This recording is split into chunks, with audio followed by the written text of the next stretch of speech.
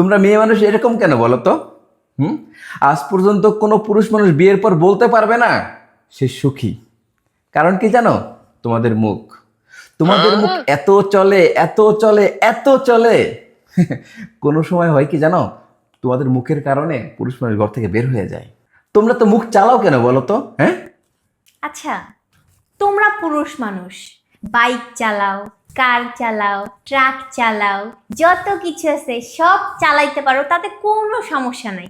আর আমরা মাইয়ারা এত কিছু পারি না, বাসায় থাকি, সামান্য একটু মুখ চালাই, সেই অধিকারটুকুও কি আমাদের নাই? আমরা কি একটু মুখটাও চালাইতে পারবো না? তাহলে কি মুখ বন্ধ করে রাখবো কেন? আমাদের কি একদম, আমরা কি বাপের বাড়ি থেকে আসছি একদম চুক্তি করে যে বাসায় এসে কোনো স্বামীর বাড়ি গিয়ে কোনো কথা বলতে পারবে না, একদম মুখ বন্ধ করে রাখবা, মুখ বন্ধ করে রাখতে হবে। তারা যা বলবে সেটা হ্যাঁ না, তাদের হাতে হ্যাঁ নাতে না, তারা উঠতে বলে উঠবো, বসতে বলে বলবো, তাই করতে হবে। কারণ নিজেদের কোনো ব্যক্তিগত স্বাধীনতা নাই, আমরা কি কোনো কথা বলতে পারবো না কেন? আমরা কি মুখ চালাইলে তোমাদের এত কিসের সমস্যা? আর মুখ চালানোর কাজ করো কেন? মুখ চালানোর কাজ না করলে তারা আমরা মুখ চালাই না, আমরা কি এমনি এমনি মুখ চালাই? হ্যাঁ, যতদূর শুধু আমাদের বের হয়ে যায়। তোমাদের বের হয়ে যেতে বলছে কে? আমরা সারাদিন বাইরে থাকো, কত মানুষের সাথে কথা বলো, আমরা কি কারোর সাথে কথা বলি? সেই সমস্ত কথাগুলো জমায় রাখি, কার সাথে বলবো যদি তোমাদের সাথে না বলি?